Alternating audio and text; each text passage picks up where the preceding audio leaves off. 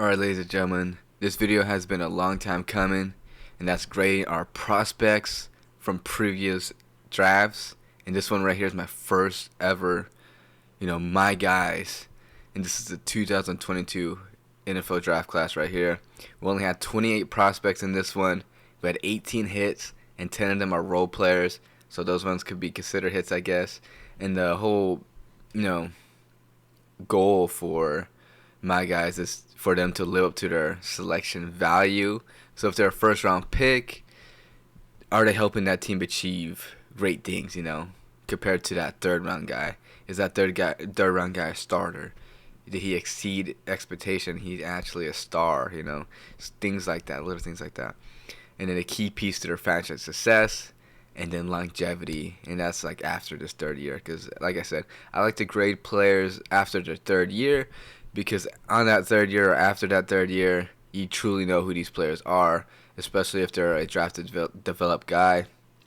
That third year really, it just shows, after the rookie season, like the great rookie season they probably had, that sophomore slump, and then that third year where they recover or exceed off of those, So we had an 85.7 overall hit accuracy on this year. We had 11 high-profile players in this draft class. We missed on 2. We had 19 low-selected players, so low-profile guys that were selected like in the 4th all the way to the 7th round. We had 19 of those, and we missed on 2. We had an 85.7 overall accuracy, so that's pretty damn good, but this is only 28 players, so yeah, it is what it is. My very first one. So without further ado, let's get right into the first player that we had. That is Aiden Hutchinson. Aiden Hutchinson was my favorite player out of this draft class, or just in that top 3 conversation, who was going to go first overall. In my opinion, it should have been Aiden Hutchinson, and he has proved that he should have been the first overall player out of this whole draft class. And yeah, he has 28 sacks. He's been doing it all. I believe he could have been a Defensive Player of the Year candidate last year if he didn't, break his leg, which is super unfortunate. But next year, can't wait to see how he performs. This is obviously an A+ right here grade for us. He's a Pro Bowler, and like I said, a Defensive Player of the Year candidate every single year. And he, he's a culture builder. He's a leader. He does so much things more than just, being that elite player on the field. Alright, Derek Stingley, he was my favorite cornerback out of this draft class. The whole conversation was him or Sauce Gardner, and I chose Stingley. And the reason why I picked him is because he practiced against Jamar Chase. He practiced against Justin Jefferson, man. Having those competition, that extraordinary competition, that number one, like literally the number 1 receiver and number 2 receiver in the league right now, going at it every single day, That's why I had Stingley at number 1 for me. And when the Texans picked him at, what was it, number 3? Yeah, it was third overall, man. I was like, wow. I did not expect, because I felt like Stingley too, like during the draft, I felt like no one was really talking about him. Like it was just Sauce. And then we're like, oh yeah, we have Stingley too. He's pretty good. Because Stingley in college, he had tons of injuries. Like every single season, he was out a couple games. But he's an elite corner, and he's proved that in the NFL. And just his concern was injuries, and him being selected third overall was very shocking, because I did not expect him to go that high. But he was my guy, and he has proved that he is that third overall guy. He got paid big time this year. Basically almost fully guaranteed contract, and a lot of money in that, not just 10 mil guaranteed contract, like a 99 mil contract guaranteed. And yeah, he's coming off a phenomenal season. I don't think he's the best corner in the league right now, but he's definitely in that top 3 or top 2.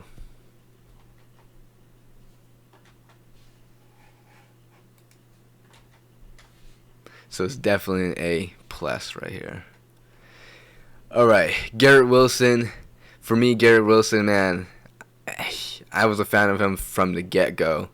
I didn't really watch that much college football at this time, but every time I saw Garrett Wilson on the field, he was like a freshman or like a sophomore. Like he was rarely on the field because there was so many other good guys on the field already. I don't remember, but he was like basically like a rotational guy.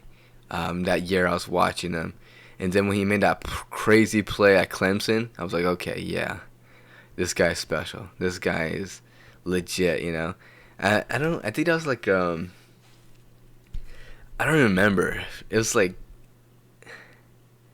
he literally was like a rotational receiver at that time, and then he finally started getting minutes after that, and that was in a playoff game. I believe they lost to Trevor after when he made that incredible catch.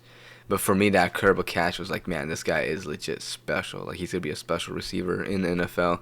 And then to other people, I felt like he was like, oh my god, this guy's really good. Like that catch just confirmed what I was seeing was those minimum snaps he was getting before, you know.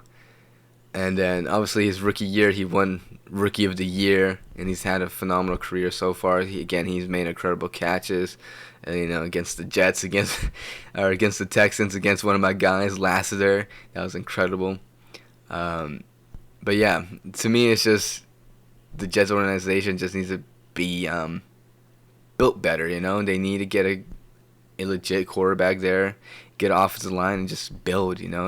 They keep trying to get these shortcuts, and get these other guys and stuff like that.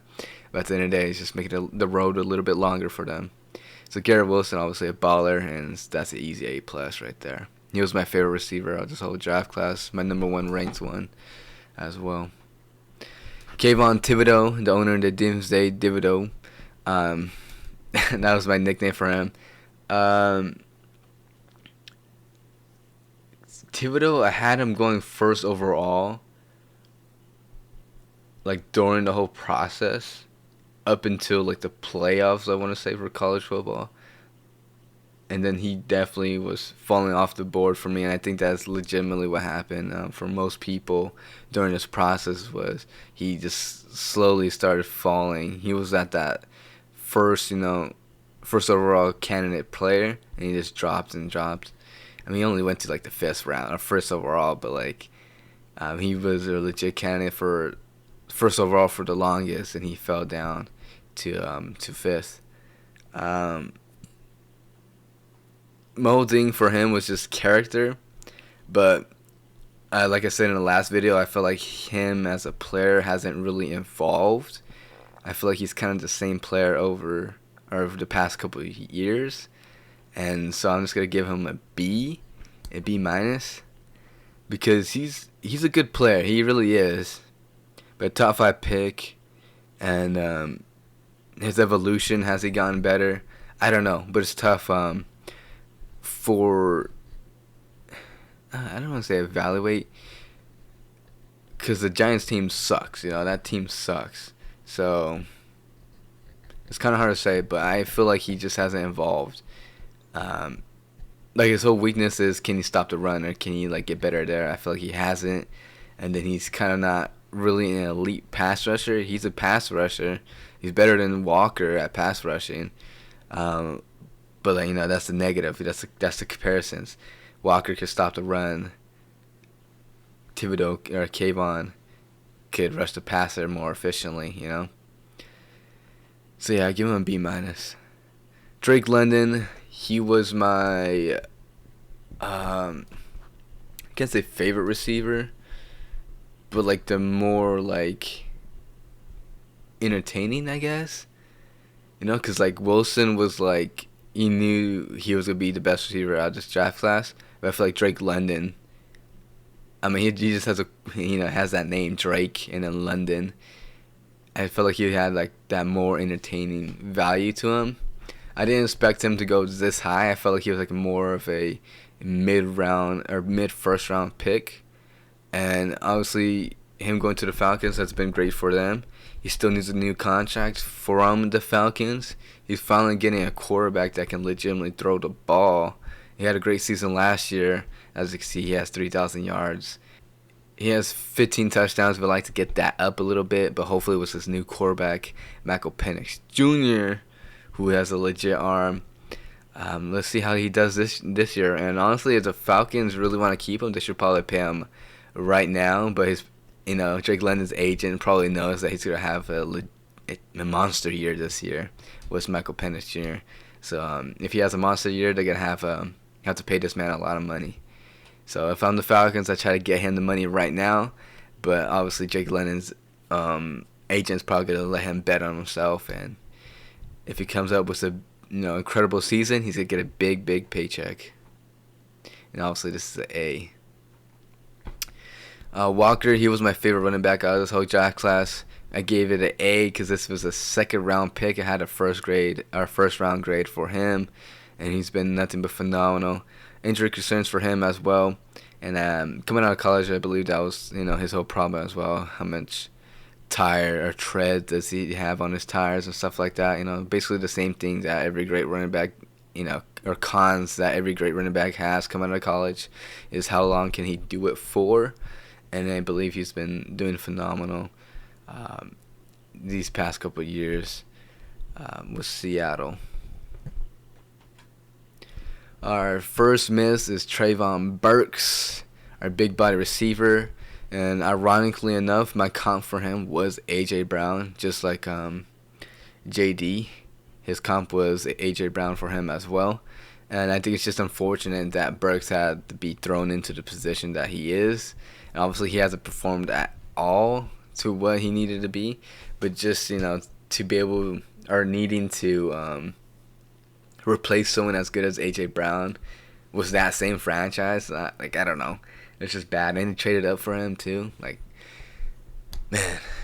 I think Trayvon Burks is probably one of the most unluckiest players in all of football because of his injuries and because of what he was drafted into. So it's unfortunate, but this was a miss for me. He has not lived up to anything at all. I don't know if he's a free agent this year. He might be one next year. But let's see if he could turn his career around, and once he's a free agent, hopefully he just stays healthy because I believe he's injured every single season as well. So that's our first miss. It's Trayvon Burks. It's an F-. And then we got McDuffie out of Washington. Again, the cornerback conversation right here was McDuffie or Gordon. For me, it was McDuffie all day long. Gordon's just kind of, a slot corner where McDuffie, he could play at all. I did not expect him to fall that far. I don't know, the 22's pick. I thought he would be at least maximum. I thought he would fall at least to 15, But he fell to 22. It's an A+ from the Chiefs. This guy's been a franchise corner for him. I don't know if they paid him yet. I don't think they have. So the Chiefs have not paid McDuffie yet at all, and they're already kind of struggling with cap already. So it's going to be very concerning or very interesting how the Chiefs are able to sign him, or if they trade him, or what they do with McDuffie. In my opinion, they definitely have to re-sign him. He's been everything for them, and he is legit one of the best corners in the league. I probably wouldn't say, is he top 5? He probably is top 5, but not top 3 for sure. Well, maybe he is top 3. He might be that 3rd. Well, no, I don't know. It depends. It really depends. But that's pretty crazy how this draft class had 3 great corners, I mean, Horn is actually pretty solid as well, but he's been injured a lot.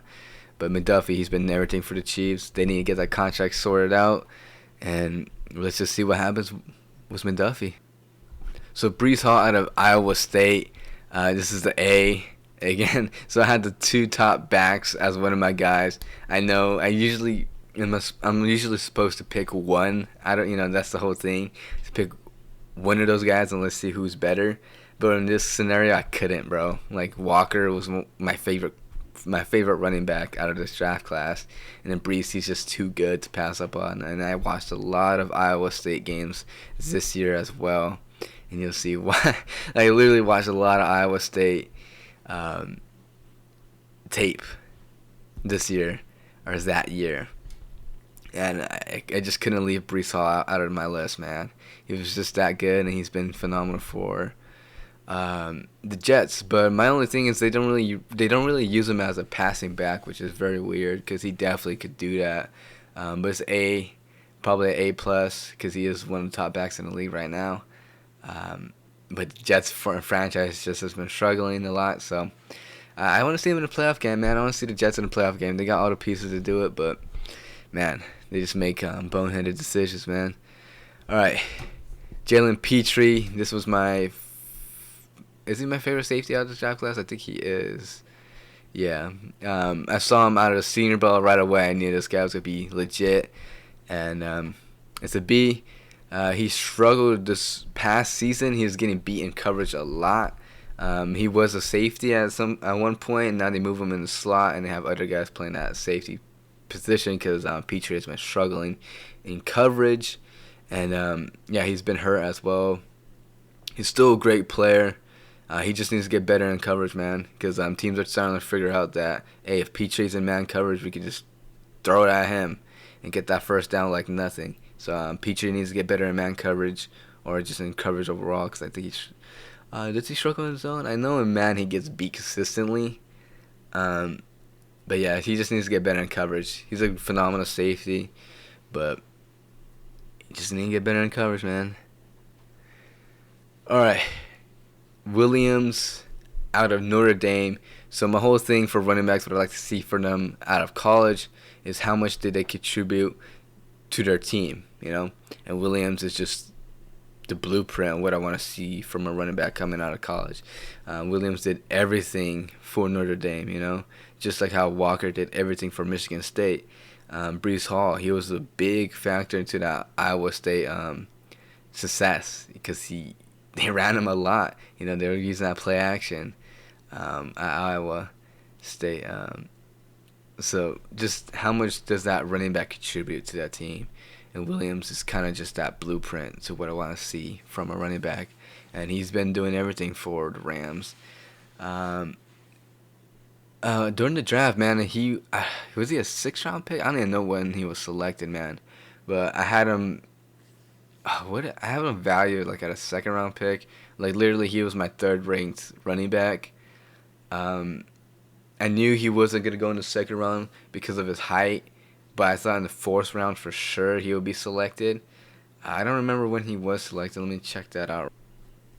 So he was selected in the 5th round. I thought he went in the 6th. But yeah, I had him going in the 4th because I knew teams were, not like his height, and I guess, like that common thing that he has too much tread on his tires. So I knew he wasn't going to go high, but I felt like it was absolutely disrespectful that he was, late in the rounds. He's done everything for the Rams. He's done everything. He's there in the passing game. He's there in the running game. He's been relatively healthy. And honestly, after his rookie year, I was like, man, I was wrong.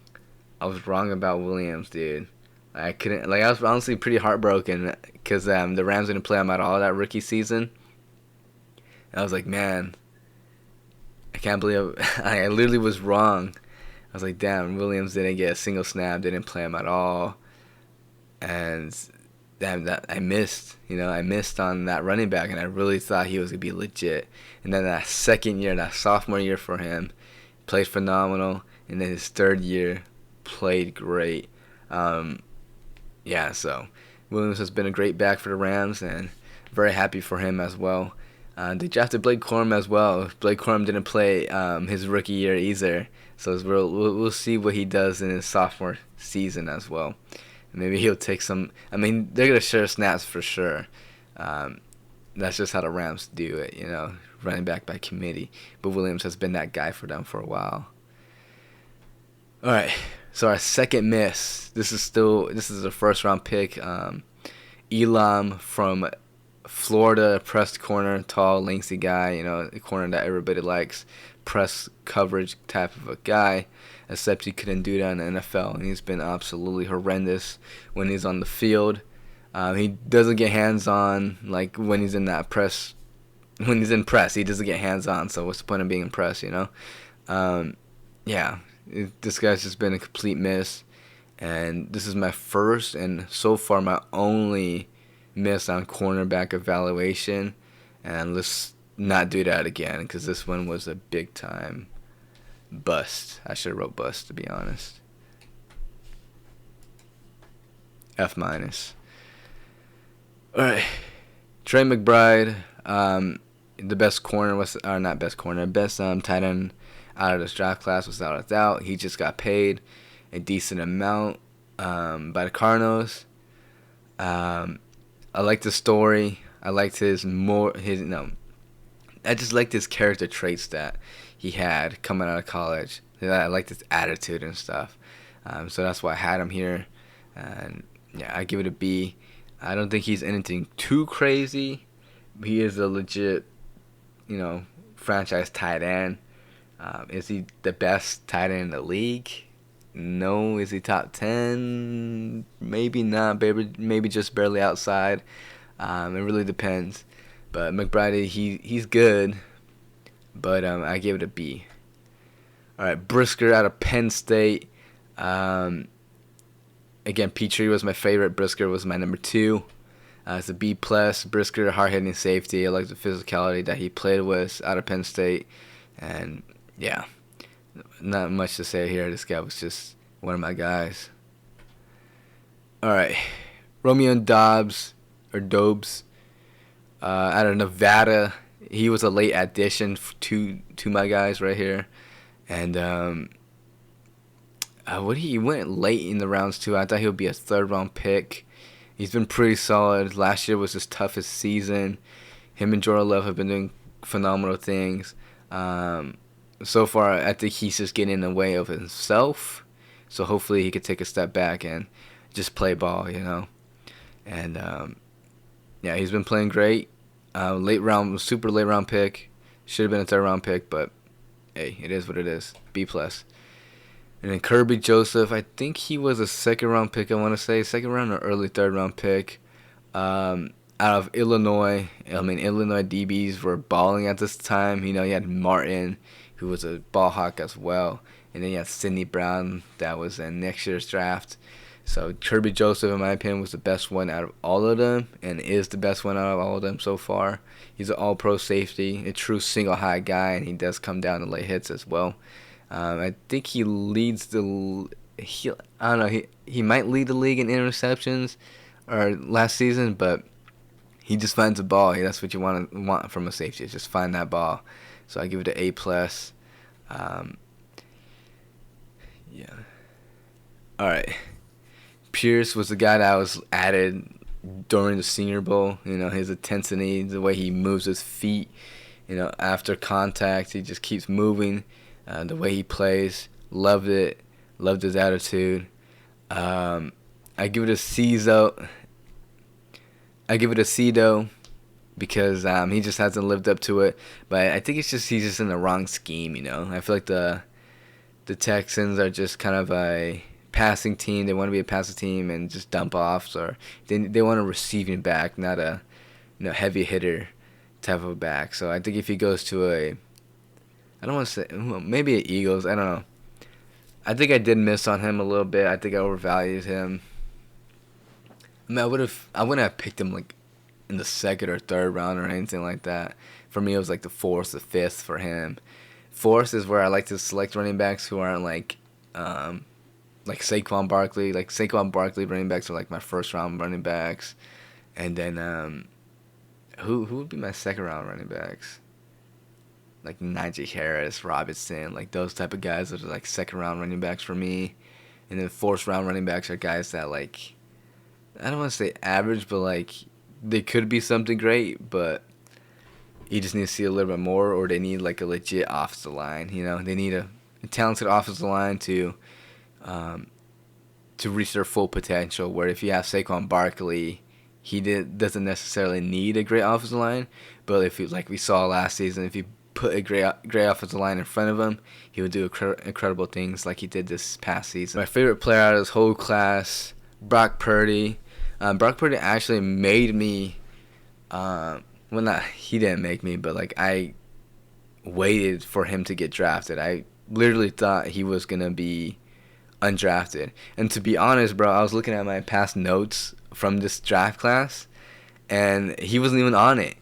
And the reason why he wasn't on it is because I thought he was a sophomore from Iowa State. When I was watching their games, I was like, damn, this guy has a lot of potential, dude. I can't wait to see him next year in college. And little did I know he was going to the NFL. So once I saw him at the combine, I was like, holy crap, that's Brock Purdy. That's the Iowa State quarterback. So, yeah, I was like, I was just shocked that, because like I said, this was my first year evaluating, like truly evaluating talent. I usually just watch the combine and be like, all right, this guy, I like this guy, this guy, this guy, and that's what I used to do. But I actually like watched college tape that time, and I was like, I don't know, I was just so like everywhere that year. But I guess I just watched the right people. I don't know. Not watched like I watched the right players, that year. I guess I don't know. Because I knew Brock Purdy was gonna be a legit starting quarterback, but I didn't expect him to go into the NFL that year. So I literally had to watch, because he was NFL. Like, that was my grade for him, that he is an NFL quarterback. That season with Breece Hall and all those guys at Iowa State, I thought he was a sophomore. I thought he had a lot to work on, but he had definitely the talent to become a legit quarterback. And I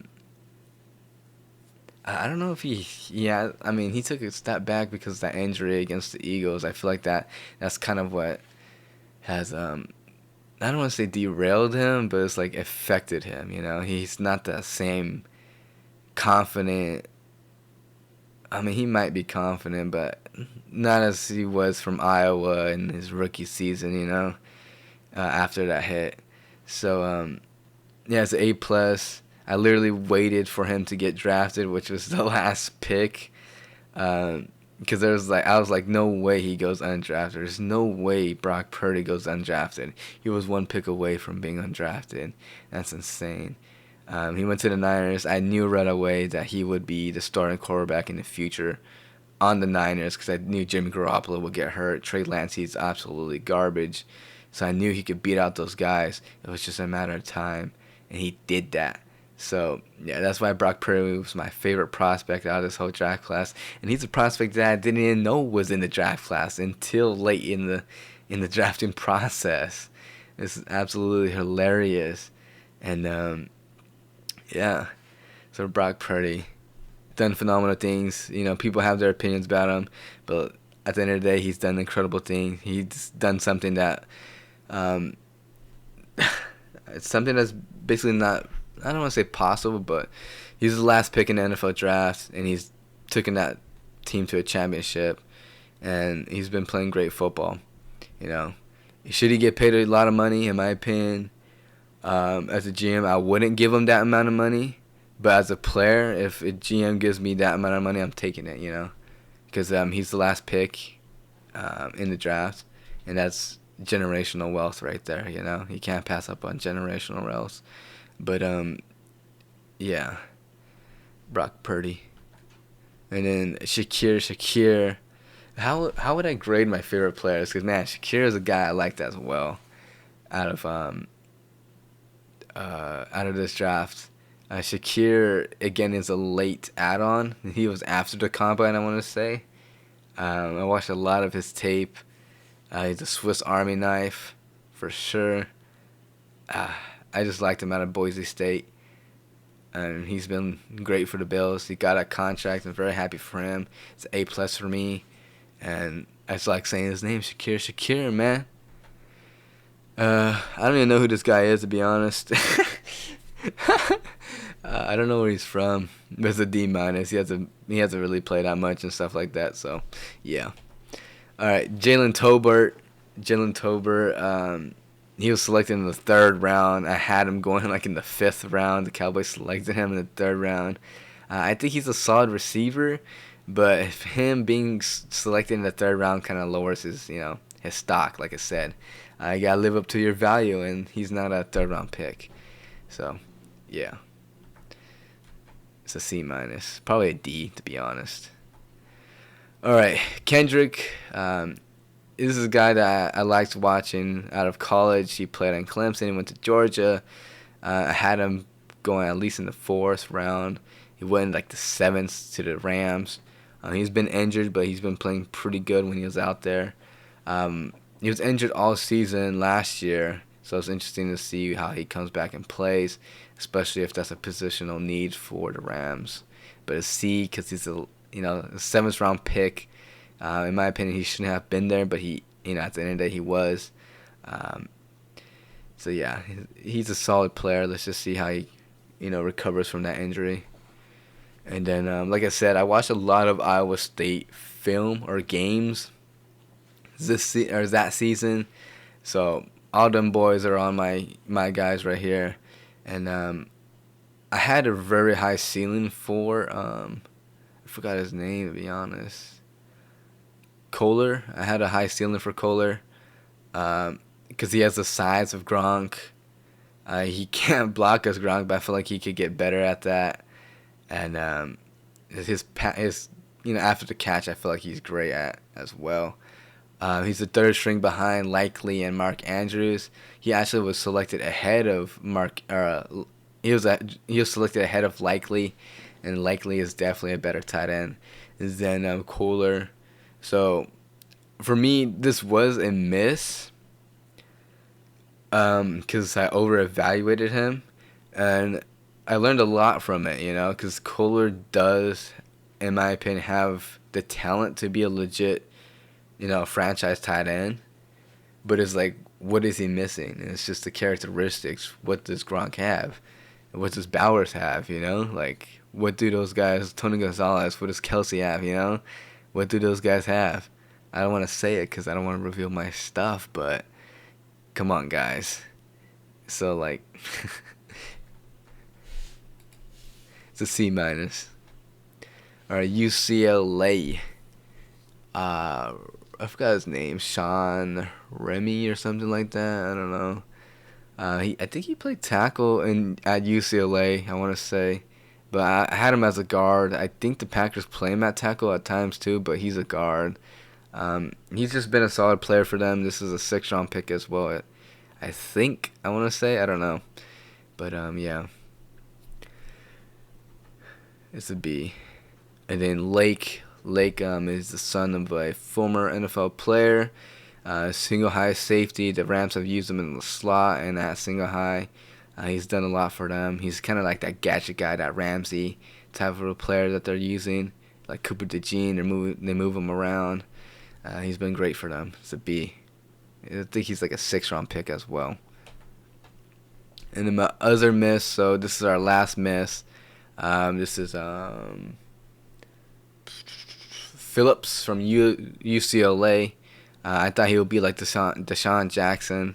I just liked his attitude, his speed.